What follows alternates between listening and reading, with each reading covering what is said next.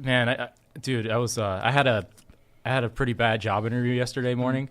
That was fine, but I usually get those all the time. But I was driving down the street and I was parking at a market and I was like in the Palms area. If you guys know where that is, it's Culver City. And I pull into the market. I was like, oh, I'm gonna go buy something to eat, or maybe it's like a Japanese market. I'm gonna buy like a blend or something inside and just come back out. So I go in the parking lot. I'm about to park my car, and I look to my left, and I see the most gorgeous woman I've ever seen in my life. Okay. So I'm like, nice. Go like that, and usually that's always a bad thing. You're driving also. Yeah. Whenever I do that, I usually run into something. Not driving. Well, no, you're not gonna run into something. You're gonna roll into something. Well, the thing is, like, usually when that occurs, I'm usually walking. Right. Okay. Right. I run into a pillar. It's happened a couple times before. Yeah. Like one time really hard, hit me in the head. But I was like, oh my gosh. So like, and you know, like when you're like when you're a guy and you see a woman that's so attractive, you kind of want to get another look. Of course, but you don't want to be like, girls do that with guys too. Yeah, but you don't. At a certain point, you don't want to be creepy about it. So I'm like, I'm like thinking in my head, it was like, how do I glance at her again without her being creeped out? So I'm like, I walk away. I was like, and then act like I forgot something in my car. Yeah. I'm parked by now, and it's like I walk back to my car. So I'm like leaning against the side of my car and my side mirror, going like, That's not creepy at all, Ken. Not at all. So when you just do this, just act like it's a business thing, and go to her and give her a good eye contact and pitch a business idea. Maybe that way you can talk to her longer, get a longer look. Or the other thing, ma'am, I'm selling something for the youth. What are you selling? Dude, something. What? Skateboard? Dude, whatever you want, I'm selling. I'm just saying, man, you should. I wish you'd be able to use your like K-pop looking hairstyle and looked. Maybe you could fake being a pop star. Like, hey, my name is so and so. I'm actually new in town. I'm in this band called, I don't know, Orange Sunday. I don't know, man. They have weird names for bands. They do. They do. Super Junior. Yeah, that's until she sees the rest of my car and the front that's true. You don't have like a. The front bumper is destroyed. Know how I put it back together? I went to Home Depot and just screwed on some things so it doesn't fall off, protect my radiator. I was like, yeah, I'm a celebrity. Yeah. Well, I'll tell you this brief little story. I just remembered something that I can mention. So yesterday I was in a club meeting. I'm in a club also. And but the thing was, the only members who came to the meeting were just a bunch of girls, and one of them brought their baby daughter with them, and so all the girls like, oh, it's so cute, blah blah. And she asked me if I want to hold the baby, and I told her, I was like, no, I never want to hold a baby ever. And I didn't mean it like that, but when I said that, literally every girl in that room just looked at me with the dirtiest look, like, I can't believe you just said. Actually, one girl straight up said, I just met you, but I kind of hate you. No. I agree. Always have a backup story. Well, no, I have a reason. I can tell you. What's the reason? Well, basically, I explained. Let me explain to you what I mean. I said my rule is this: babies are contagious. I will. No. I'll hold a baby. I'll hold my own baby. If I had a baby, I'd hold my baby. But Noosh, you are a germaphobe. I know. I know. I'm a germaphobe. I am. I'm misophobic. I am. But that's not the reason, though. I mean, I would hold my own baby if I had a baby. But I'm saying I don't want to hold somebody else's baby. And I explained to them the reason why is this. My rule of thumb is this: never let somebody hold your baby unless you're also willing to forgive them if they accidentally drop your baby. What? No, that's the rule. I'm thinking about it. If I give my baby to Ken, let's say, right? Yeah. And I love Ken. He's one of my friends. But if he drops my baby, I have to ask myself, am I willing to forgive him for dropping my baby, or am I going to be pissed about that? Well, it also depends on where I'm dropping the baby and off what. Well, that's true. There's a lot of factors. I'm just saying, only give your baby to people who you know you trust. I could just walk out to a student center of a student union right there. I was like, oh no, potato off the edge. But you know what? I have refused to hold babies for many years. I really did, because I was afraid of dropping them. I didn't know what to do with them until one of my exes had a little niece, and she was shoved in my arms, and that was the end of that. I figured out babies, but I understand. I don't want to drop someone else's baby. Yeah. Speaking about babies, you ever seen like really ugly babies that your friend ends up posting on Facebook, and you're like, you just say, "Oh, how cute!" You there liar! Are ugly babies. There are ugly That's babies. awful. You should never tell them that. No, well, yes, you should tell them lie, because they think they're the most beautiful creatures on the planet, and maybe they'll be Of like course. ugly ducklings. They grow up to be cute. Yeah, that's why you don't say anything. My and rule they're of like, thumb ooh. is I will say something if the baby's cute, but if the baby's not cute, I say nothing. Yes, that's what say I do. See, nothing. that's the thing I'm trying to say. It's you say nothing. It's Yeah. what about wow? What? Oh, that's neat. Wow. Wow. That's good. Wow, is your baby smart? Oh, wow. What's her first word? Wow, okay. That's good. Wow. That's good. Get ready.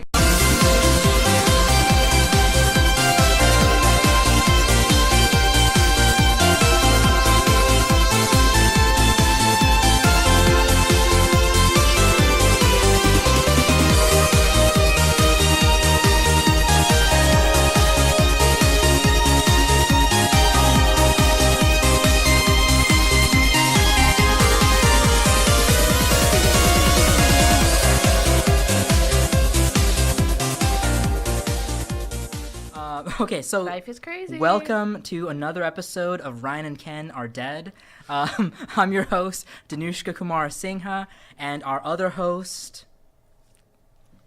Ken? I'm known by one name. You're the new... Actually, dude, I'm glad I new hired Ken. you as the new host now because we have an opening for two hosts. Yes. So yes. glad to Or have you'd you be screwed. have you on, Ken. And we have two guests for today. Our first guest is Mindy. Thank you for joining us again, Mindy. Hello. She was on our Halloween episode, if you remember. So glad to have you on. Good to be here. Yeah. Actually, I'm gonna have you tell us a little bit about yourself, Mindy. But You mean I get to this time? yes, I this actually time- get to this time? yes, Great. 'cause I forgot last time. Go ahead, tell us a little bit about yourself. I didn't prepare anything. You forgot to tell me about that. Ah. But I'm part-time student in community college at the moment. Be transferring soon, full-time worker, and also a Beachbody coach. So I've got lots and lots and lots going on, but took the time out to come see you guys What's today. Beachbody? Beachbody, they make things like Insanity, P90X, things like that, the workout Ooh. programs, but they Oh, also okay. make Shakeology, which you may or Okay. may not have heard of. Okay. But yeah, so I drink that every day and working out and trying to get fit. Cool. Cool. All right. And our second guest is James Myers. Yes. James, you kind of talk a little about your club, but tell us a little bit about yourself. I'm an alumni of Cal State Dominguez Hills, kinesiology. Also, I train people where I was doing music. I'm talking today that I have a MIC, which is Music Industry Club, and today I'm looking for upcoming artists. I just want those that are interested on the marketing side, communication side, art side, digital media side. If any of you guys out there here, go to mic.yahoo.com. If you're interested, we're just looking for more artists because we know at the Cal State Dominguez Hills there's a lot of artists on this campus, and we just want them to come and be a part of us and a part of the team as a family, and go to different venues like the House of Blues so they can showcase their gift. So a little about myself is I start this music club this year. I've been doing music since 5 years, and I'm getting back up with the industry because then I see a lot of artists sometimes not being pushed, and sometimes I play the hat of a manager and / a promoter. So that's pretty much about myself. When you said you have a club, though, I mean you're an alumni, so you're not in school anymore. But where's Actually, this club? the club is actually my bad at El Camino Torrance and Compton College. Oh, okay. So Okay. it's And multi-college. Multi colleges, Yeah. yes. So our goals is to have a different venues at college so we could perform at. And me being an alumni at Cal State Dominguez Hills is to bring everything back here. So Yeah. that's Okay, so that's your goal. That's why you're here. You're trying to get the club started on this campus as well. Yes. Okay, cool. Good to know. Good to have you on. So we will get into our topic. Our topic for today. So the James, I always try to pick one word to summarize what this topic is. Like every episode of ours has a one-word title. So the title for today's episode is Neverland, which is I think it sums it up pretty well. Neverland. It's basically our topic is stuff that adults are into that are really targeted towards children. Like that's the target is children, but somehow adults are also into this thing. Actually, one of my friends online mentioned that we should have talked about Pokemon Go for this because that's kind of something targeting we could talk children. about that. But I mean, well, I didn't pick a story for that. But yeah, we can briefly talk about it definitely if we have a chance. Yeah. So I'm gonna get into my story. So Michael Jackson. No, Neverland. I think my story encapsulates exactly what this entire topic is all about. So, here's my story. I want to talk about the Wiggles. Who's familiar with the Wiggles? It sounds familiar, and I just cannot figure out why. Okay, I need a picture. I'm gonna show you a picture. Do you know what the Wiggles are? Yes, I do. Okay. Do you know what the Wiggles are? We've got to be Okay. Basically, what the Wiggles are is it is a children's band. Like it's a bunch of adults that have a band, but all they do is they play like music. They're like a band. They play music. They play instruments, but all of their music is targeted towards children. They're basically doing like preschooler songs, like the wheels on the bus go round and round, hot potato, things like that. Like they basically sing preschooler songs, but they do like music with guitars and everything. And they've been around since 1991. They're a huge success. They're out of Australia. I don't remember them. Yeah, well, I mean, it's a big Australian thing. It got big in the U.S. I want to say around 2010-ish when Disney Channel started having them for their kids. But I mean, that's what they are. I mean, like here, I'll show you a bigger picture of what the group looks like. If you guys want to take a look at this, like this is. Yeah, there you go. That's a picture of them also, Mindy. Here's a picture. Can you see it, James, over here? I'll see. Is there a woman now? Is she the new one? She is. Well, I'll explain that part. But yes, there is a woman on the group. But right. So I mean, basically, right. It's a band for children. Formed in 1991. It consists of Greg, the yellow wiggle, Jeff, the purple wiggle, Murray, the red wiggle, and Anthony, the blue wiggle. However, after 2010.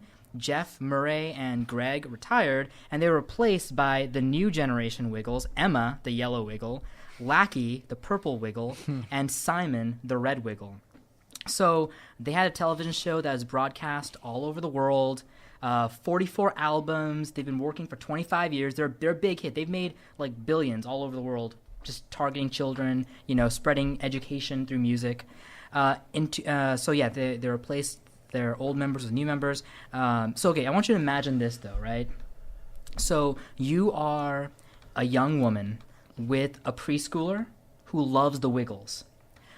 Your kids want to go to concerts, they want to watch the DVDs, they want to watch the show. Basically, you spend a lot of time watching the Wiggles because your kids are watching the Wiggles, right? Like, Wiggles are all over your house. And these guys that are on the show, the 4 original guys especially, they're great with kids and they're kind of like rock stars, basically, right? And since you just had kids recently, your sex life might not be that great. I'm pretty sure if you had them recently, they're not loving the Wiggles yet. Well, that's true. But I mean, you said our sex life is not what? Well, I mean, hold on. Well, in the age range of we're talking like 2 to 6. That's the. My sex group. life better come back if my kid is 2. Okay. Otherwise, it's gonna be divorce. Well, I'm just saying a lot of young parents with young children have difficulty, maintaining their typical sex life, and that's like a proven thing. It's because it's difficult. You got a lot of work, taking care of the kids, all that stuff. Sex life suffers usually. So, again, imagine young woman. And you just had your kids. Your sex life might not be great right now. Your kids are always watching the Wiggles. So when you were younger, maybe you were a teenager, you're into rock stars. Like you thought rock stars were hot, And so basically, what I'm trying to paint this picture of, what I'm trying to get into, is that the Wiggles have groupies. I'm not even joking. Straight up, the Wiggles have groupies. So they get fan mail. And the Wiggles are, some of the guys in the group are somewhat attractive, I guess, apparently. According to some women. I don't know. So. That's what I'm saying. According to some women, they are attractive, especially Anthony, the blue Wiggle, who was voted Bachelor of the Year in Clio magazine in 1999. This is an Australian magazine, by the way. Why? But no. I'm saying look up Anthony, the blue Wiggle. I'm already there. Outside, I'm actually, I can see it a little bit, only because when he cleans up and he's not in his Anthony the Wiggle outfit, he's an all right looking older man, like a gray fox. I'm so Googling sort of deal. Anthony the Wiggle. So anyway, the Wiggles are constantly stalked and sent fan mail by young mothers. And they actually, these groupies, these groupies actually have a name. They're called Wiggleheads. Wiggleheads. Oh, and it just gets better. Yeah. So their shows started to sell out more and more, but it was mainly mothers in attendance. Like there's kids, there's definitely kids, Mothers but there's a to the lot of mothers in attendance for their live shows. Yeah. What? And Shame on parents. And women. That's him. I'm saying. Or at least I hope they're he's- single parents. He's not a What? bad looking guy. Like he's all right. I hope they're single parents. Well, No, some of these- no, no, Yeah, that's a disturbing If part. They're you're- not single if parents. you're a young mother and you're busy taking care of the kids, the father's away working, the sex life is suffering. Sometimes you're attracted to these rock star guys. So it let happens. me ask the question. So the Wiggles gonna be playing the wheel of us go round Yeah, and round, yeah. round and round. Yeah. So a woman gonna be there and watching a guy while that song's being played. That's and she's into it, man. And she's like she's undressed. just like she's like biting her lip. Like, undressing him with her yeah, eyes. dude, she's on, in on it. Hey, McDonald he's had a not bad front looking with no clothes on, E-I-E-I-O. right? He's got abs. What? Yeah. He does have abs. And They're into what's more attractive to a woman, or at least middle-aged woman, than a guy that could take care of children? Right? I mean, Perfect. okay, That is true. that is part See? of I don't that even is have part of the kids. appeal, right? I mean, Appeal, yes. it's the fact that these guys are like not bad looking and they're good with kids and they're rock Mhm. stars. So these women started making sexual proposals to them, Okay. like straight up after concerts, sending fan mail, and they would reference like lewd acts that they're open to, like I will let you do these nasty things to me. These women are sending these guys letters and messages, trying to make these proposals to them, sexual proposals. There's insiders from chat rooms on different chat forums across the internet who've reported that a number of adult women are making these really like some of the posts that are on these forums are so lewd that they've been like shut down. Like listen, you can't be saying this stuff in a room about the Wiggles. Like it's not appropriate.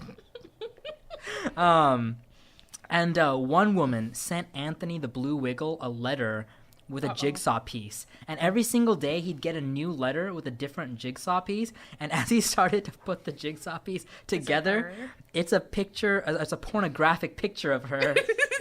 Everything's showing. I appreciate her creativity right there. I like her. I like to see that picture. I don't know, man. I mean, listen, just because she's a young mom doesn't mean she's like a really attractive young mom. I'm pretty We don't sure she know. might be. But we can assume because we I don't could know. just Well, we don't assume. know. We can assume. One woman camped out in the lobby of their hotel for a week, and the band had to like take out like back exits to get out of the hotel because like they were afraid like she might be a crazy person. Yeah, creepy. Yeah. Creepy person.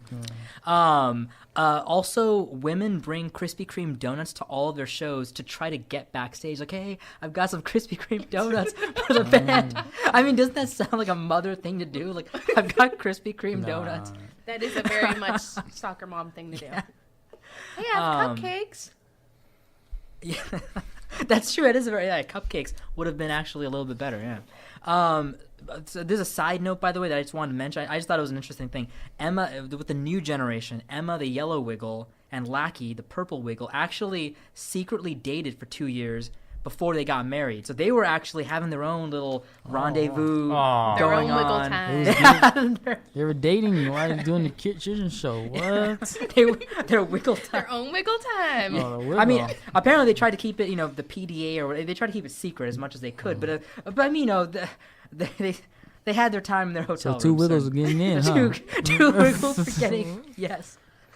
Wiggle, wiggle, wiggle, huh? That was perfect. That was, That was perfect. I That think was- that So that's what the song is about. I think this is even I think it's really just funny also because they're called the Wiggles. Like it's just so suggestive in and of itself, Mm-hmm. One guy on the show. This is actually a funny little rumor I heard. So one guy claims that his brother is a tech guy on the set of the show, and he sold weed to a specific member of the Wiggles. He won't say which member, but definitely he sold weed to the Wiggles. That happened. It was I all of don't them, see a wasn't it? problem with It was that all one. of them. Here's After the having thing, to though. deal with kids all day and that, I would Yeah. have a big old bag of weed sitting at home. I actually, I'm not gonna lie. I kind of feel like it makes a lot of sense that the Wiggles would smoke weed. Like I think you kind of have to do what you do Yeah. for like 25 years. This type of a children's show. I Dude, you kinda have feel to like, you have to be amped for an hour and a half. yeah, dude, dancing, singing, playing guitars and drums and all that. Yeah. At one point, they did an adult-only show. Uh-oh. Oh no! Was it full of those crazy moms? Tweet goes out. Anyone be interested in attending a pub gig for over 18s? And alcohol's involved. Original Wiggles reunion next year. played live and loud. It's for a great charity. The Wiggles and the fan like enthusiasm was huge. 2,300 people bought tickets online like that day to like go to that show. Wow. The Wiggles eventually began doing adult-only shows, and part of the reason was to ensure also that the main attendance for the regular shows were children. Like they're just like, listen, there's way too many adults coming to our regular shows. We'll have adult-only shows to get the adults their Wiggles fix, and have the other shows for children. 700 people would come to these concerts, dude. Now that you said that, now I'm just thinking, it's like these might be people with no children that just somehow are attracted to the members. Think about this also. Yeah. That's creepy. No, actually, it's not as creepy as you think. You know why? They've been doing this for 25 years. Yeah. The kids who they started with in 1991 are adults now. Oh, and man. for them, it's just like, dude, this is my that's not so childhood. creepy. Yeah. This is my childhood. That's how they felt about it. It'd be creepy if it was the other way. Just think about it. No, yes, it'd be creepy Yeah, the see, other way. But still, it's because still a little Silver Fox, yes. Cougar Mom, no. So what Anthony Field, the Blue Wiggle, said is, it'll be great seeing kids who are 4 when Hot Potato came out dancing with a drink. It would be. Right? I like that. I like that he said that. I like that. You know what, though? Thinking about it, though, if they had a pub show around here, I'd probably go because it actually might be really fun. Sounds like it's gonna be fun. They're planning to stick to the original Wiggles tunes, so they're not even doing like different music. They're gonna do Toot Toot Chugga Chugga, Big Red Car, Captain Feathersword, Henry the Octopus. Stop. I'm gonna have to hear these songs later. Oh man, you might be a fan. You should get your kids into Wiggles, and then you could be a Wiggle. Well, once I pop out some kids, I'll make sure they watch the Wiggles. Well, that's what I meant. Mindy, since he started the story, you just kept looking at that one wiggle in his abs. Dude, Anthony is a good-looking Wiggle. Hey, he had some good. He had good Of body course he underneath does. that blue, okay. Yeah. I mean, that blue jumper skivvy thing he's wearing hides, the body. Hides it. It well. does. Yeah. It does. And he has a tattoo of Yeah, his he does. mom's name on his arm. Yeah. I was like, oh, extra bonus points for the guy. Yeah. They're all dressed like Captain Kirk. They are. I was thinking they kind of look Star Trek-y, but not high-tech enough for me. Yeah. So these shows had alcohol served, and the entire audience was drunk, just completely wasted. And the funny thing is this, though, dude. People did stuff, though, that's so funny. Like, at one point, people waved lighters during the song Wags the Dog. Like, they were playing a song called Wags the Dog, and people were straight up waving lighters in the air. I like that. The crowd exploded with enthusiasm, shouting and screaming and singing when they started playing the counting song. And here's the thing, you would think that the show would be a little more adult, like the Wiggles would, make some adult references or adult jokes, but no, dude, straight up, the Wiggles played this show like any other children's show, just straight up like a kid's show. Rated G. They were probably under contract, too. Actually, they never broke character to the point where one of the members, the original Red, not the new generation, but the original Red, he actually has kind of like an illness where he sometimes like falls asleep, like, I don't know, he falls asleep sometimes. Like, that's okay. He has narcolepsy? It's So worse. narcolepsy? It's worse than narcolepsy because it actually has to do with like his heart. He has like Oh, heart no. issues. Yeah, but I mean, he still did the reunion pub shows. But anyway, he started to have some issues on stage. At one point, some of the fans started shouting like, "Give him!" I don't know what.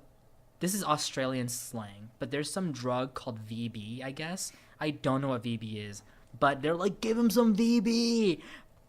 And the character and the Wiggles never broke character. Like, I think it was the purple one or Anthony. They were just like, "What's VB? We don't know what that is. Is it very bad?" And then they said the closest thing to like making an adult reference they said is, "I think what we need is something to wake." Whatever the Red Wiggle guy's name, to wake so and so up, not put him to sleep. So I mean, I don't know, dude. Just imagine a kids show like it's like Blue's Clues or like Sesame Street, but with a bunch of like drunk adults. Actually, those shows, there was some little winks of adulthood in those. Blues Clues. Oh, Blues Clues. I mean, don't get remember me Blues started Clues. on Blues Dude, Clues. you already did an because episode about I that. did, Yeah, because so I have a crush on Miranda, the girl on Blues Clues. Yes. The we do. neighbor. I mean, I was always hoping Steve got in there, but Maybe he did. I hope so. Because man. Noosh is kind of like Steve, so so he can really put himself in that shoe. Yeah. Just like, come on, Steve. Like, Steve went off to college at one point, and his, like, cousin Fred or whoever took over, and, Oh, wow. That's because the original guy got You really fired, caught right? No, he wanted to leave. He was...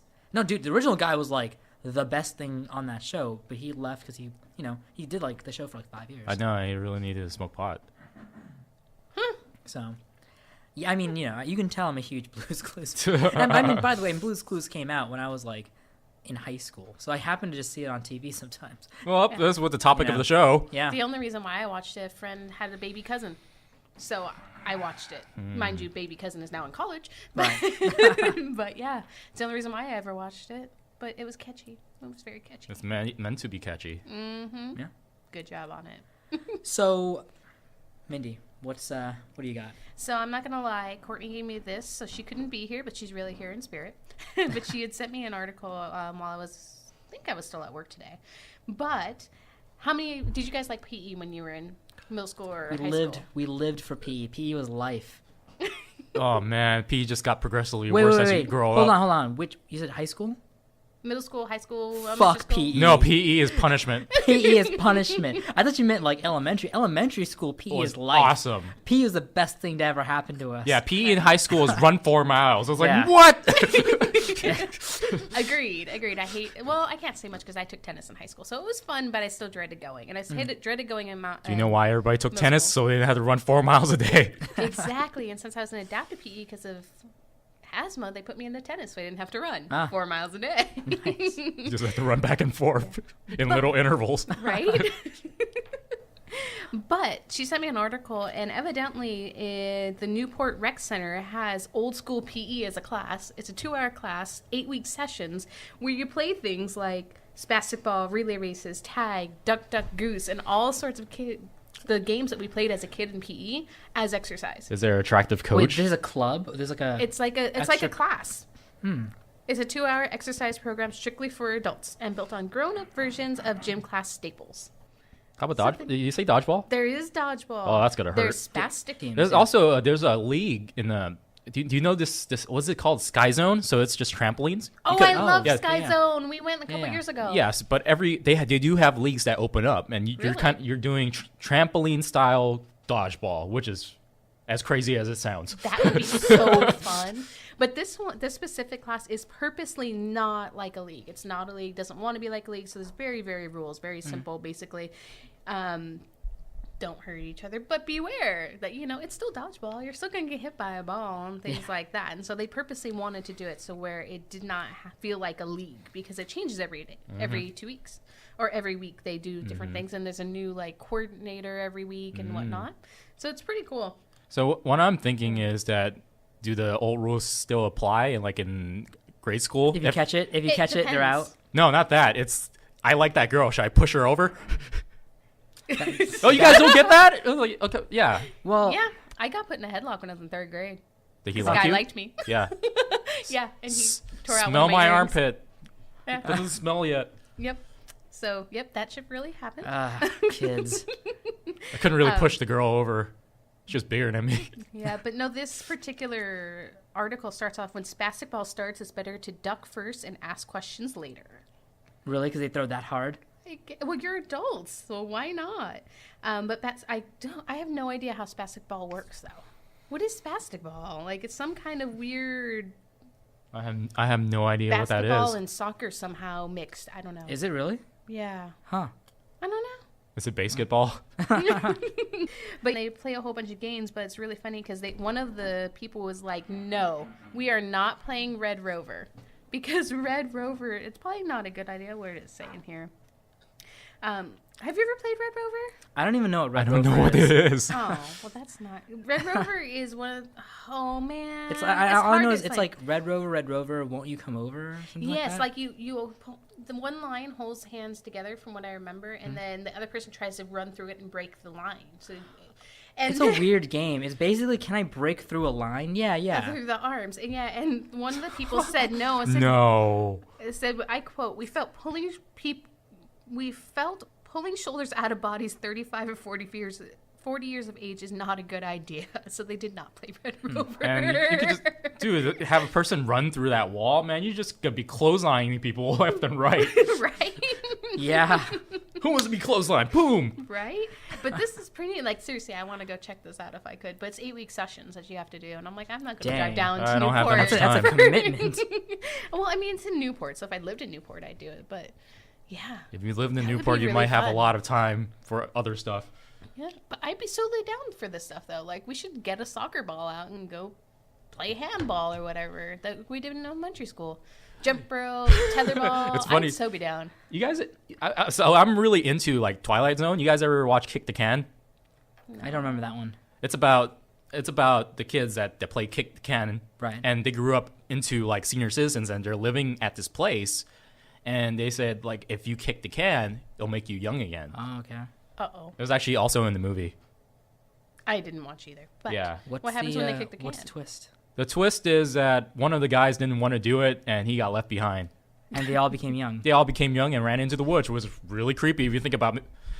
Here's the thing: the episode sounds like a good idea, but It's a metaphor for death, man. it's pretty fucked up. Yeah. No, it's not the metaphor for death. I just think of it as like a totally just a head on my shoulders kind of person. It's like, you don't want to be an 8-year-old anywhere now. With child molesters and all that stuff. You can't rent a car when you're 8 years old. You can't get a job. What You the hell don't are need those? to. You Well, get taken care of. You where go do- find a family to take care of you. Yeah, but then they're gonna put you in those like Annie freaking orphan camps. You're so in Doomsday Land. I'm in like Happy Land. Like, I'm gonna go find a rich family that takes me to Disneyland every week. Find yourself an Angelina Jolie. Ooh, yes. Yeah. Oh, that would be so awesome. I wish. Right? I'd totally be one of her kids. I'm adoptable. You have Me in my 30s, but I'm adoptable. You have to lie to her and say you're from a European country. Yeah, you can't. Well, not even a European country. It has to be like African or Asian. She's all about, isn't she? How I don't know about how where about two a kids are from. yeah? How about an East European country? There you go. Yeah, those are unsteady. Sorry if anybody's listening from East Europe. Listen, man, I am fairly certain our audience does not reach that far. I Hey, think. you never Maybe know. one day. Yeah, maybe one one day. day. And they'll be That's like, oh. awesome. That's true. When they go back and Assholes. listen to this as an archived, you know. Yeah. Hey, remember recording. when they were just doing this out of a? I don't want to say a shack. It's actually pretty nice in here. It It's is very really nice in here. nice in It's here. very nice in here. Yeah.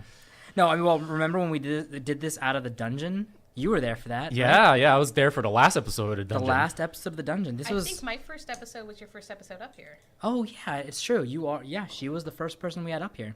Wow, the last person in the dungeon, the first person in the Skyloft. Woohoo! I got the good stuff. The dungeon reminded me of like an old radio station. Yeah. It's crazy. Like 'cause like there's- basically like underground radio. Underground like- radio, like, yeah. This is Rebel Radio talking about blah blah blah blah blah. Like, the government's out to get you, and you and your family are not safe. No. Oh goodness! I don't even know how do I respond to that? Yeah. Well, listen, we don't have Ryan here, man. He would have made quips. Like that's Oh, quips. Yeah. Ryan's quippy. He would have had the quips to. Yeah, but Ryan good to get here. Hey, you know what though? Actually, I feel really I feel good about this, man. This is a good chemistry, good flow. I like this. Yes, lots of talkback. You know what? I might have to Are look you at. firing them again? I might be looking at Courtney and Ryan's contracts and. You know, You have to stop saying stuff like this. I missed that. No, this is schoolyard stuff. I missed them, so I'm being a dick to them. You left me. You left You me might as well all just alone. promote them to like showrunner or something like that. Yeah. Listen, they would not be able to do showrunner because they're so busy that I'm so busy, but I still have to kind of like pull this thing together somehow every week. But like they're super busy. Like showrunning takes so much effort, and like That's why we gotta make some You- What money. is show running? I thought you were volunteering. I would have been like, Mindy, that's great. That's great. Awesome. Sold. Basically, a showrunner is the person who it's like producer basically. But, Yeah. Well, I mean, okay, in most shows, showrunner is like the head producer, the person who's writing, making all the decisions for the show. But essentially, for this show, it would be kind of like producing, where basically you would select the topic and make sure we have a guest. That's literally all we need for this show. Can I? Courtney already does that. I was like, Well, no, Courtney does that sporadically. Like, she's sometimes too busy to do that. well, maybe we could have a team of producers. I will talk to Courtney. Oh my gosh, if you guys can get a team of producers together to take some burden off me, that'd be great. But here's the key important Well, I thing. already have a lot of crap to do, Well, but we'll see. Yeah. We'll Well- see. Because topics are important way to start. All right, Ken, what do you got for us? Okay, I got a nice talking point. So, you definitely probably don't know this person, especially if you live in the States. But in Great Britain, there's a writer called Marianne Power who got very famous for doing her a self-help book a month. She wrote one a month for a while, which is, if you think Wow. about it, that's pretty crazy. Yeah, Think about it. dude, George R. R. Martin can learn something from her. So the thing was, it's just that she's kind of like this, like the poster child for this generation of 30 somethings in kind of like London that kind of refused to grow up. So the idea is that one day her dad like invited her to lunch in like London, and they're asking her about her life. I was like, oh, what do you think about your future and stuff like that? Are you gonna get a house, start a family? She's like, well, I know what my career is gonna be. I got that down. I was like, family, house, never thought about it. She just shrugged her shoulders, and dad was kind of like, probably like irked a little bit. And she kind of like acted like a teenager respond to everything. I was like, I don't know, whatever comes up. And she was 34 at the time. Okay.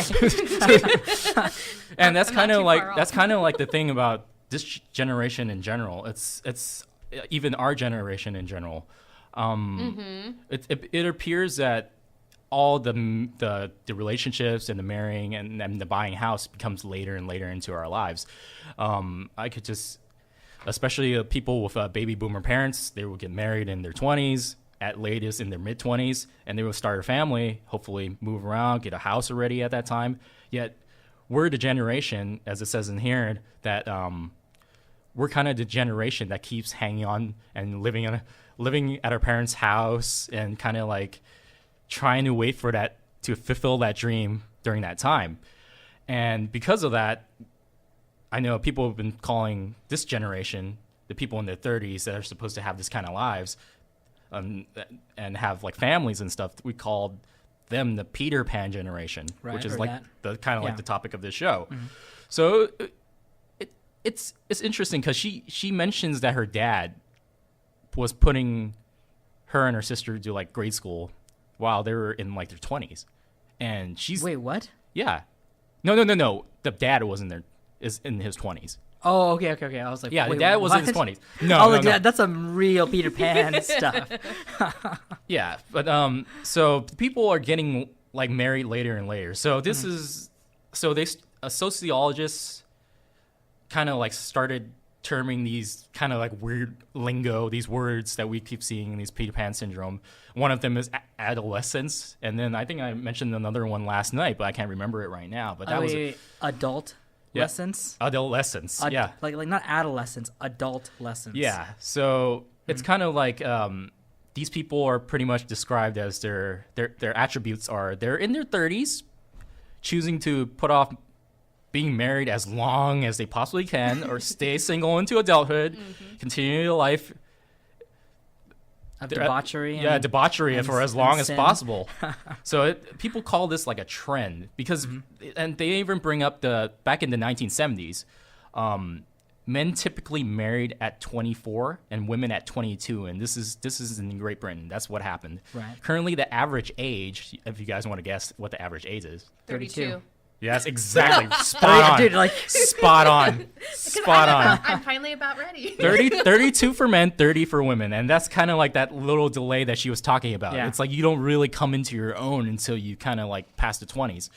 So there's now in Great Britain 3 million 20-year-olds to 34-year-olds, that little range right there, that live with their parents. A third no one. a third are men, 18% are women.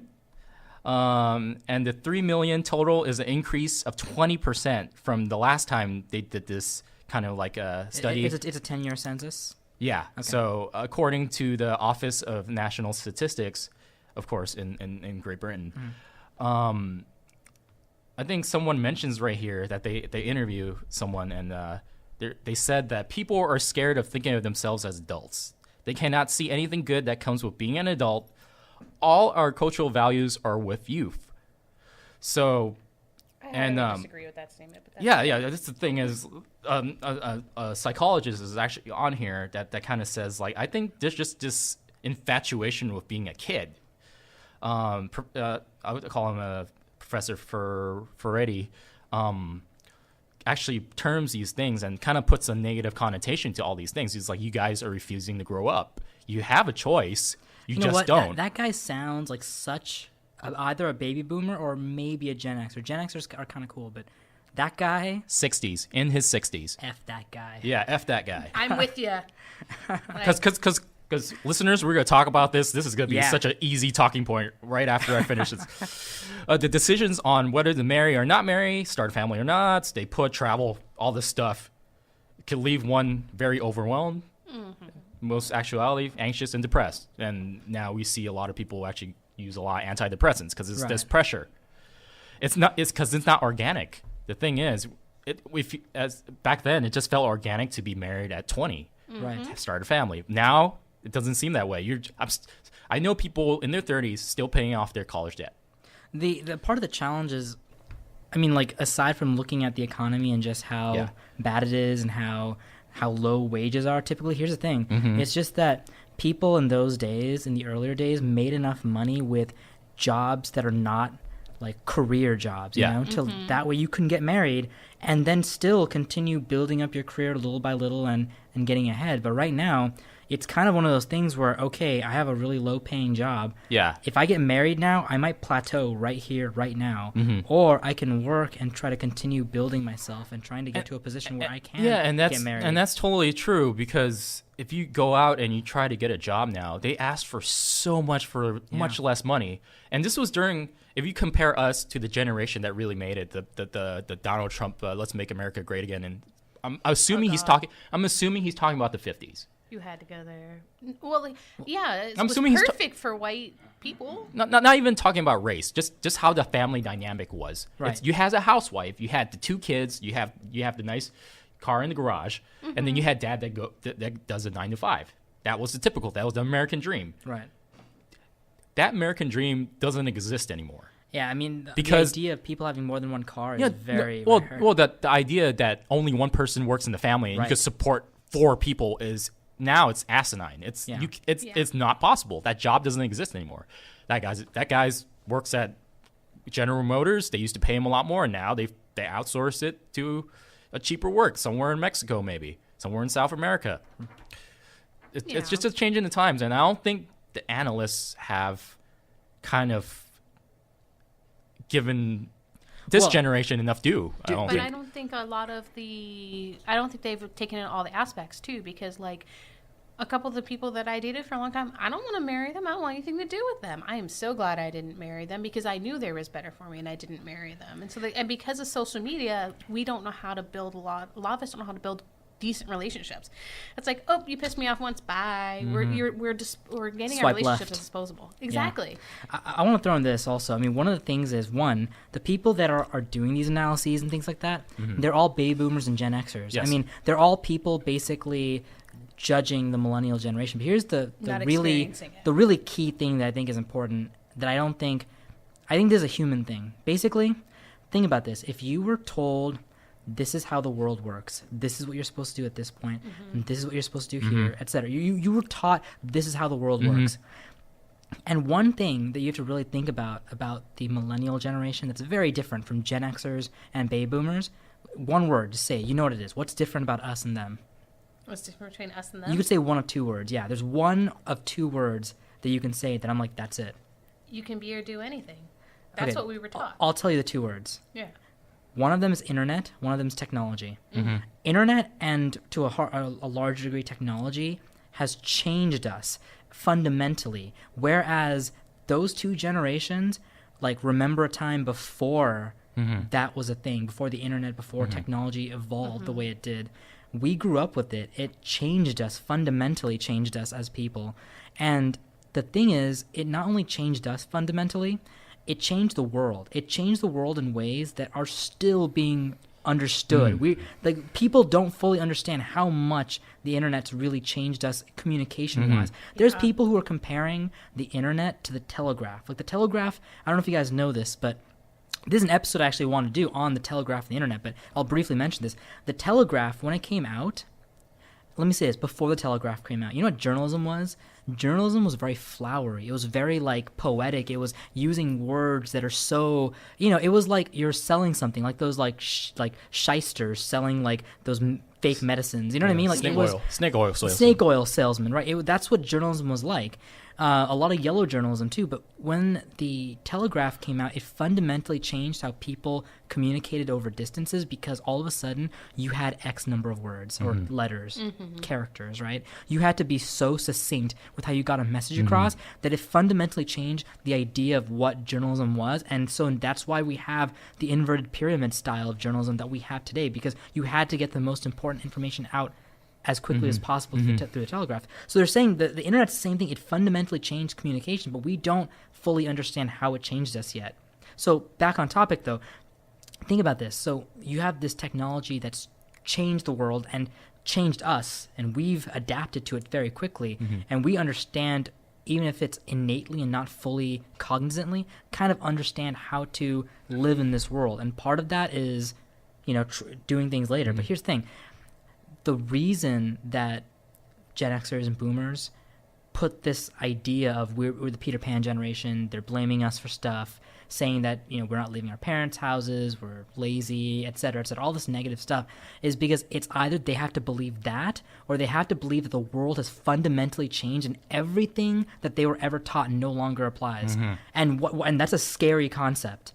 So it's easier to believe, well, these guys just suck. Yeah, it's nice you say that word, adaptability. The thing that I don't mind the designation of millennials. I really think I own it personally. But really, I don't think the people that are kind of like in our generation that are like that's recently hit the 30s up until the 40s, we should not be called millennials. I'm just saying there should make a special generation for us. We should. Well, we were Generation Y until the millennial thing came around. I think the millennials should be the guys that are slightly younger than us that grew up with cell phones, that grew up with kind of like streaming software. Like born in a cell phone. That's true. This is innate to them. Yeah. This is second nature. We were in that generation where we grew up in the 90s. We didn't have a cell phone. Not everybody had a cell phone. We had pagers. I didn't have a pager. I didn't have a pager either. I was told when I was young that any child with a pager or a cell phone is a drug dealer. I was gonna say drug dealer. Yeah, I'm pretty sure. But I'm like saying, we are the generation that we used typewriters. We experienced the conversion. Whoa, what? Yes, I used a typewriter at home. Did you? Yes. I did, and I learned when I was 7 or 8. I had to use a typewriter. You guys are only 2 years older than me too. We're old, dude. I first learned to type on a computer. I got a computer when I was 10. I think so. I learned on a computer, but it was the black and green screen still. Okay, they were old computers, but I did too. have I have typed on an actual typewriter. Yeah, okay. So we're the generation that mixes analog with the digital generation. We somehow we were born into one and we adapted into the other one. If you want to talk about the generation before us, they have trouble adapting to the technology. We have no problem adapting to it. We're the bridge, man. We're the bridge. We're the bridge generation. Yeah, we're the Nisei of the the Nisei generation is the bridge between the Japanese and Japan and the Japanese. And the thing is, I think they should in the future studies, if you guys working on your PhDs are our age, or just want to just differentiate the term millennial with what generation really is. Because we used to be Generation Y, we should be Generation Y2K. Like that's what we are. are. They started calling us. Yeah. 2K. And then they went into millennials. Oh. Yeah. Yeah, because the thing is, we have became that I really believe this. We became the generation where we really changed the game in terms of marketing.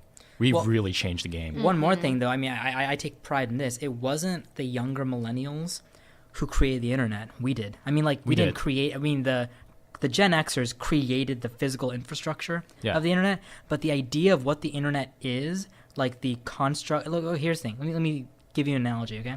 They say, you know, the Marvel movies are coming out, starting with Iron Man, all the Marvel Studio movies.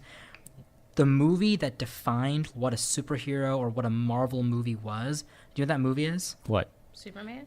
Spider-Man. The original Sam Raimi Spider-Man with its mix of action and comedy and, you know, regular life stuff and superhero stuff. It was the perfect mix of those things. And, you know, whatever opinion you have about that trilogy, the first movie defined what Marvel... I love the first movie. I liked it too. It defined what a Marvel superhero movie was, and they used that as a template for Iron Man 1, the first one, and then Iron Man 1 set the standard, you know? So same thing. You know, basically we were the generation that first, as kids, started playing around the internet, started going into forums, started creating memes. Yes. Like, we created the idea of what the internet was, and the other generations built on top of that. We originated LOL. Yeah, our generation. Dude, we were because we were trying to type as fast as possible. Right? Yeah. We were trying to type as fast as possible, so we're like, we got to come up with these acronyms. So we did. Yeah, lol. But the thing is, a lot of the terminology of millennials, as putting this particular generation, I would say like 27 to like 37. This brief time, these brief 10 years, we kind of get like the short end of the stick, like especially from the older generation. By the way, technically, I mean, it doesn't go that high. The definition of millennial, according to most, not all, most, it's 82 to 98 or 99, I think. It's too much. It's too much of a gap. No, certainly I think it is too much of a gap. The reason why I think it's too much of a gap is because a lot changed in 20 years. The tech boom was so big that it actually could split the two generations. I think definitely, though, I think you can keep the 82 people all the way to even mid 90s as the same generation, but once you start getting into the kids that are the late 90s, they are very different. They're so different. They're so different. They're the Vine generation. Yeah, they're the Vine generation. I still kind of can't use Vine. I was like, okay, I don't need to see I would have killed to have Vine when I was in high school because I was making movies, but I was using freaking tape and like camcorders to make. Dude, I was before mini DVs. You were the tape. This is exactly what we're talking about. We know how to use an analog camcorder. We know how to use that. We know how to use digital. We're like the people that consult our parents and consult our nieces and nephews because we could do both. Yeah. Like, how many of us have their parents ask us, how do you do this with technology? Well, of course. Yes. Still to this day. Yeah. Yes, and because of that, I think someone out there writing your PhD dissertation, go freaking analyze this, blow this up, okay? But you have to be a millennial because if you're a Gen Xer or a baby boomer, you won't understand. Yeah. They don't. They well, really if they don't. reclassify us, I don't care if they understand or not. I think we should be reclassified. Well, I'm gonna throw this out there. I actually, even though I think it is I definitely think there's a difference between the Y2Ks and the millennials. Yeah. But I don't want to be reclassified. I'm comfortable being a millennial, if only because I think that at this point. And here's the thing, by the way, I don't have that much interaction with late 90s kids, like the ones who were born in the late 90s. I don't. They're all in high school right now, or barely getting out of high school. Oh, no, hold on. The youngest generation of millennials are 18. Hold on. Stop for a second. I got to think. If you're going from 95 to 2000, they are out of high school and in college. Go back. Okay, I'm wrong. It's not 99. It's 98. Because the 2016, the election, was the first election where the entire millennial bracket could vote. The 98s were now officially 18 years old, right? Wait, what year was that? 2008? Yeah, wait, hold on. What? What's 2016 minus 18 years? It's 98, right? 98. Right. So 98. It's 82 to 98. That's the millennial bracket. So I do think that last tail end should be cut off. I think if you go 82 to 92-ish. Yeah, 82 to 92 or mid 90s, 95, it's fine. Like that works, but I think the ones after are a little too young. If you still used a payphone to call your dad to pick you up, then Actually, yeah. you know what? Though, I mean, No. You don't use the payphone. You actually just yell real quick when it's trying to tell you the phone number when you're calling Right. collect. Like, I need to That be is- picked up from the library. Click. Actually, if you grew up as a child using collect, yeah. Yeah. I Collect. mean, If you know what collect is, really, the rule should be this: if you were in grade school, middle school, or high school, and you didn't have a cell phone until late high school. high school, if the first time you had a cell phone was in high school, then you're our generation. That's really basically- what. That's perfect. Yeah. We got a high school sophomore, senior year. I was. I senior got year. mine in 2001. Sadly, I can remember because it got delivered on September 11th. Oh, So 2001 is when I got my cell phone, my first cell phone. dude, mine was like a hand-me-down, but I had my phone, first little like brick little device, Nokia, I The think. Nokia, the Yeah. toughest phones on the planet. Yeah. I mean, basically, you had either a BlackBerry or a Nokia. If you were Yeah. rich, you had a BlackBerry. If you were just a regular person, You had a Nokia. Nokia. That thing lasted a week. You never have to charge it. Yeah. And if you kids don't understand that, Dude, you obviously didn't live in our generation. Oh, You it was just such good you days. just reminded me. I forgot. That's true. You can charge it and run it for a week. They're actually trying Yeah. to bring back one of those brick phones too, Nokia, because they're trying to go back into the market of just simple phones. Dude, by the way, on the topic of phones, man, Japan has some of the sickest phones, It dude. is, yeah. Like, and they make flip phones that are sick. Like, I want them. Yes. I want a flip phone from Japan because it looks so cool. I've seen the flip phone where it's both of these are like just screens, just touch screens, Yeah. and they're a flip phone. They're like a sandwich. That's pretty cool. Yeah. I'd Well, totally be down. Well, the thing is, the one thing I want to get across here is because of this kind of like we're these late 20s, 30-year-old kids, as they call us, we're actually like a marketing demographic. There's a lot of merchandise and marketing that goes into satisfying our consumer needs. You could list off a bunch of them. Me in general, if you guys ever been to my house, I collect action figures. Right. And if you go to the Toys R Us, there's one section that's for children in the Transformer section. That's the more artsy, a little colorful stuff. And then they call one that's been released since the 2000s. They call it the Classic Series. The Classic Series is for everybody that remembers the cartoon from the 80s. And the thing is, they're marketed towards them. It's marketed towards them. And even going a step further, if you guys ever heard of Sideshow Collectibles, these are dolls and action figures, not for kids. They're not for kids. If you play with them, like joints will fall off. They're literally stuff that looks really cool, like a 12-inch doll. You pose it. That you and pose just- it and all that stuff, and they do it for every superhero thing, from Iron Man to Superman, and they even did it for even that weird movie Sucker Punch. Ah, Yeah, they did all of that, and all of that, if you think about it, is marketed towards us. yeah. They're adult toys, and I'm not talking about sex toys. They're just See, that's toys. immediately where my brain There's went. toys that they're toys that are given to adults. They're to suit our needs, and I think our generation, we're really what I say. We're very susceptible to nostalgia. Extremely susceptible to nostalgia. Well, can I throw something else out there also about this idea of what is considered for adults and what is considered for children? Especially America has kind of like a weird relationship with that or definition of that. But when you think about it, there are professional careers right now in America where you are playing. You are a basketball player, football player. There are Video gamer. well, here's the thing. Things like video gamer esport is not officially considered like a professional, or like it's not considered an adult career. Right now, it's transitioning. Like the argument that I'm making right now is that newer things like collecting toys or things related to video games and things like that, people don't quite see them as an activity that's acceptable for adults yet because it hasn't been around long enough. Yeah. Like right now, it's been around. Sports has been around for so long that it is acceptable for a grown man to make his career playing a game. yes. True. But newer things, I mean, and when I say newer, I don't mean just technology in the last 10, 20 years. I mean toys that adults have collected, which is a thing that really started in the 80s, you know? Yeah. That is something that hasn't quite been accepted in the mainstream as something that's acceptable for adults. I get that. No, I think that's true, but that's when our generation, as we get older, is going to normalize. Yeah. It's definitely going to Yeah, normalize. and like that's tattoos and are also gonna be more normalized. and also It's we just grew what- we grew up for cartoons for adults. or at least for teenagers. Yeah, It's that's true. so there's a whole network just dedicated to teenagers if you think about it. Pretty much if you're a kid and you grew up and you watched The Simpsons, Dude, Simpsons it's exactly changed I was thinking about them a today. lot. I mean, here's one of the weird things. Guys, this is how much I watched Simpsons as a kid. I watched it so much that there are times now where I think back about a joke or I think back about a reference and I realize, oh snap, that was a joke. That's not a real fact. Because when you're a kid, you just absorb everything like this is truth. And I'll give you an example. And this is something I realized like long ago. Like, oh, okay, that's not true.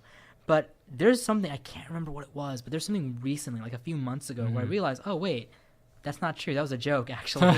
But here, let me give you an example. Something I realized a long time ago is not true. But for years, I thought it was true.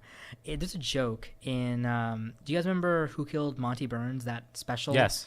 In the Who Kills Monty Burns special, where they discover whoever killed Monty Burns had Simpson blood, right? Lisa's like, well, like it could have been any one of us. Well, except you, Mom, because, you know, you have Bouvier blood.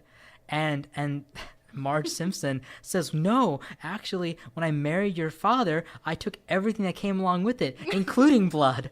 And I remember I heard that, and I just accepted it as fact. And pretty much, dude, until I was like 15, I thought that, yeah, when you get married, you take their blood type, too. Nice. And then I was like, wait. No, that's not what they meant, but it's like, you know. Yeah. But when I was 15, I was like, wait, that doesn't make any sense at all. That's not, that was a joke. Like And a blood transfusion, yes. You're Simpson blood now.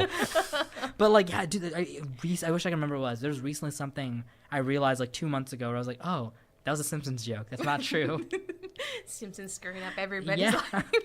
But when you're a kid, you know, it's truth. It's like, Yeah, everything's truth. You just yeah. hear it and Dude, you I believe feel, I'm not gonna lie. Because Simpsons was very smart about its humor and it wasn't crass it was a little crass, but not often. It was very crass. The early seasons were very, I don't want to say wholesome, but they were as wholesome. There's good stories in there. There's some good stories. It had some wholesome nature to it. But dude, I kind of feel a little sorry for the Family Guy generation, the kids who grew up with Family Guy. I mean, Family Guy's cool, but it's so crass. It's that so I'm just crass. like, dude, Yeah. the kids. This I love Family Guy, and Yeah. I just know how offensive this is Yeah. as like a series. It's just these people are terrible. This is terrible stuff for kids to watch. Yeah. It is. It Yeah. really is. There's no story. There's no sense of wholesomeness in any of the episodes.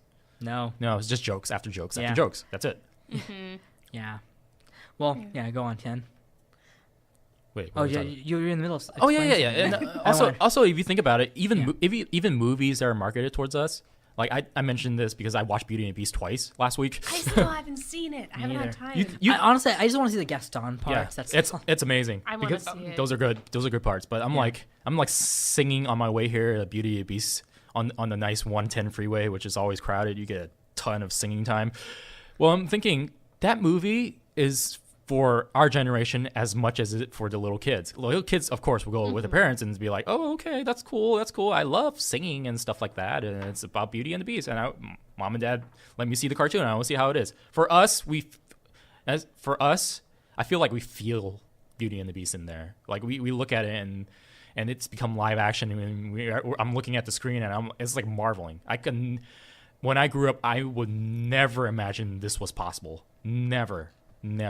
Yeah. And because I knew how hard it is to animate when I was a kid. I was like, we didn't have any 3D animation.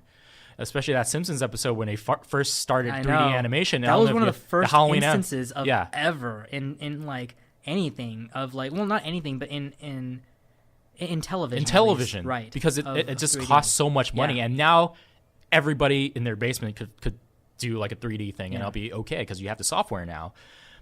And this is really what I'm trying to say. It's because we were there when that didn't exist, and then when it did, our minds were blown. Yeah.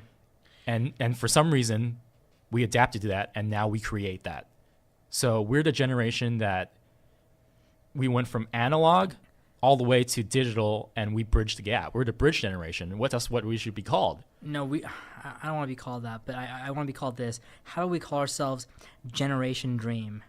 I like Dude, that. by the way, we sound like a K-pop band. No, I want to call it Generation Broken Dreams because a lot of the stuff that my counselors told me ended up in a couple years not being true at all. Right. They told me just graduate college. If you're a humanities major, you'll be fine. There's companies not looking for this particular thing, not unless you want to be an engineer or go into health, into like science. You'll be fine. You know what's interesting is hearing about like how fabulous it was, and Yeah.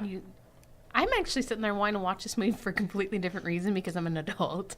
I want to support Emma Watson because I love her. Yes.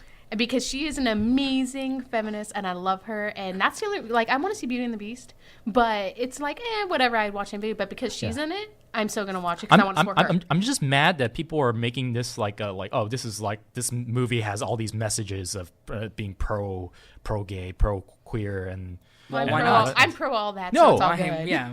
no, But- they're making too big of a deal about it. I see. They always do. Well, what about the Finding Dory? They were Yeah. like, oh my God, there's 2 females that are possibly No. married or something. No, in it when or you something when like you that. start bringing But it's attention, like, do you know who voices Dory? Yeah. Hello. when you start bringing attention to this stuff, I sat there for 2 hours not even thinking about this, and someone put it on like some news website.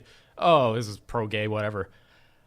I'm already been happily immersed in this culture now, and I'm glad to say that I looked at that and I saw it as normal. Right. And I think that's the best thing we could think about it as normal.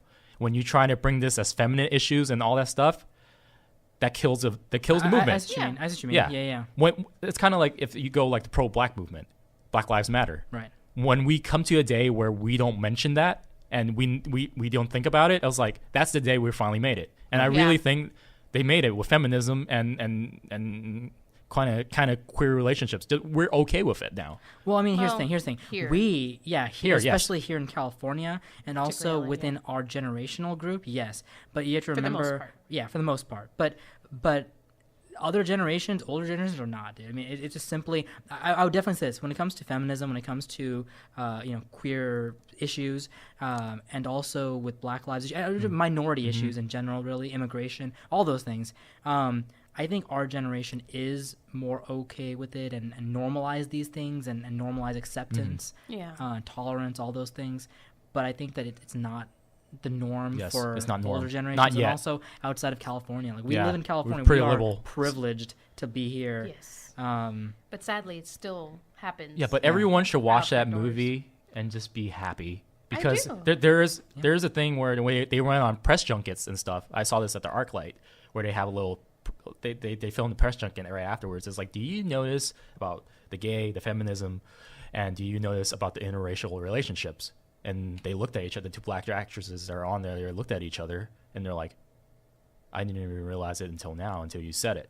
And I looked at that and I was like, this is perfect. You cast it in a way where it's like, okay, white man, black woman could be together, vice versa, and all that stuff. It should be, should just be, it's a good movie. I love the songs. It looked beautiful, and then watch the movie for that. Yep. If you're looking for some political agenda, you could find political agenda any movie. Okay, if you dig hard enough, yes, you'll find it. Let's just go enjoy this movie, and if anyone saw the movie and didn't think about that stuff, great. I feel great for you. I feel like you're enlightened because you've found acceptance to this where it's just in your lexicon now. Everything seems kind of a-okay, even if it's kind of like a little weird, a little queer. Everything's a-okay. no one's as tolerant as Gaston. You have this love thing for Gaston, don't you? Dude, I love. Okay, we need to go watch Beauty and the It's Beast. weird. It's weird because he's the villain, but dude, I love Gaston so. I don't even know why. Anyways, he's outrageous, and that song, the Gaston song, Yeah. dude, Did you hear the movie? That is my the new favorite- movie version? no. Listen to the new As movie long version. as long as they have that line of the part where he's talking about. I mean, he's actually a lot of people are more tolerant than Gaston because he literally sings that part about doing stuff to Belle's dad, I believe the line is, "No one persecutes harmless crackpots like Gaston." Jeez. And by the way, if you guys speaking of Gaston, man, you'll love Luke Evans' performance of Gaston. Like, he's totally stole the show. Like, What else did Luke Evans do? Like, I've never even heard of him. Luke Evans did a lot of stage plays, mostly musicals, but you probably know him from The Hobbit. He plays the bard in The Hobbit. Who plays The what? bard. Yeah. There's a bard in the Yes, Hobbit? yes, there is. Oh, Bombadil. Oh, okay. And he was in this movie called Dracula Untold. He was the main guy in that movie that was actually brought here. Yeah. Where he actually played that. And but the thing is, if you watch that movie, Gaston really steals the show. And I think it's because of Gaston's character, but also the ability of Luke Evans. His voice is amazing. He's so charismatic too, that you just watch it as like, if he wasn't such a jerk, I don't mind if he married Belle. If he wasn't such a douchebag murderer. But a lot of the funny moments in the movie does come from Gaston. Wait, I have a question, dude. And I mean, this is not a spoiler because we've already seen the cartoon, right? You don't mind? I have a question. If there's a change, if there's a change in the movie about what happens to Gaston, same thing in the movie, in the cartoon. What happens in the cartoon? I haven't watched a cartoon in years. I have no idea because I don't remember. He falls from a rafter into bad stuff. I don't want to spoil anything. Into bad stuff. He falls, but from what? Oh, And through what means? all I know is this, man. Look, all I know is Just maybe, know he falls. Maybe there's a secret ending where Gaston doesn't have to die and he can keep being. No one lives like Gaston. You really love You know Gaston. what though? The only disappointing thing, I'm like, Did you watch the live movie? What? The new Beauty and movie? Beast? Yeah. No, not yet. I I need to go. didn't either. A spoiler alert: Gaston dies at the end. No. And then I was watching it. And I was like, oh man, he's the only person that's dead. That is literally that's what happens in the cartoon also. He's the Yes. only person that's dead. Because evil people die. Can he be reformed and be like, you know I what? know. I'm just gonna move to Actually- Paris. Nah, he has Dude, to be no. reincarnated. Here's the thing.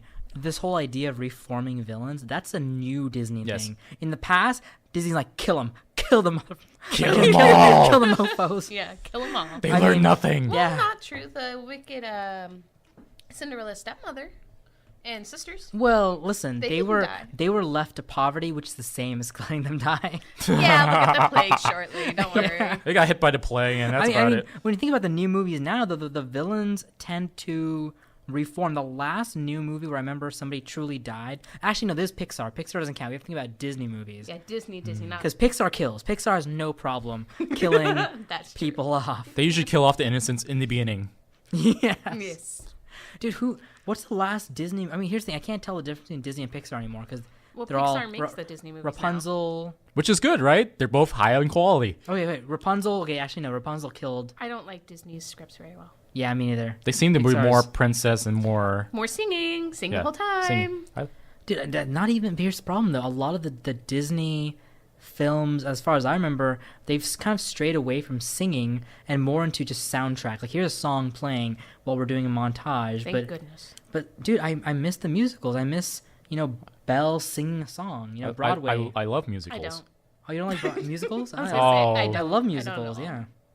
Yeah, I don't know. Maybe I just haven't. I like Moulin Rouge, but other than that, I haven't really seen too many musicals. Actually, by the way, we're gonna end the show soon. But you know what musical I really like? I was just I have it on my iPod and just randomly shuffled into it, and I just realized, dude, I really love this story. It's the Phantom of the Opera, dude. Me too. So good. Never seen it. That storyline is so good. Like it's a beautiful story. It's The songs are amazing. Yeah. The songs are amazing on it. yeah.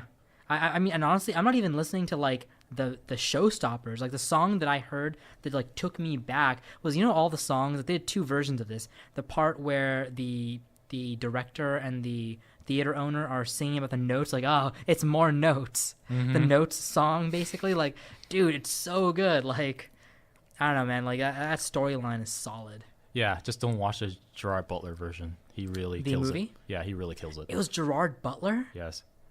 Oh man, He I had sounds no like Mr. idea. Sandpaper. Yeah. Sandpaper. Here's the thing, Sandpaper. I did say Soundpaper. I I was want to like, go back and watch it. What should I watch though? huh? I mean, I want to go back and Go watch a this. Broadway version Dude, of how it. am I gonna watch a Broadway version I'm of it? pretty man? sure they had like different Some kind of versions out. record. I Yeah. don't know. There's tons of them. Yeah, there's tons of them. It's Wait, not like on it's- video or yeah, like on. on video. Oh, okay. It's not a new thing. Oh, cool. I was like, I was gonna say, like, how am I gonna go to freaking New York to watch this thing, man? Easy. I'm a You get on a student. plane. I'm a and you- student. I feel like. Excuse me. I'm a student. Yeah. I'm a student. By the way, Excuse me, sir. I'm a student.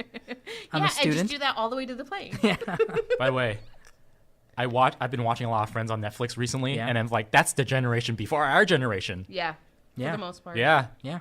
Chandler was clicking away on the screen that was looks like a Game Boy. It's running through DOS.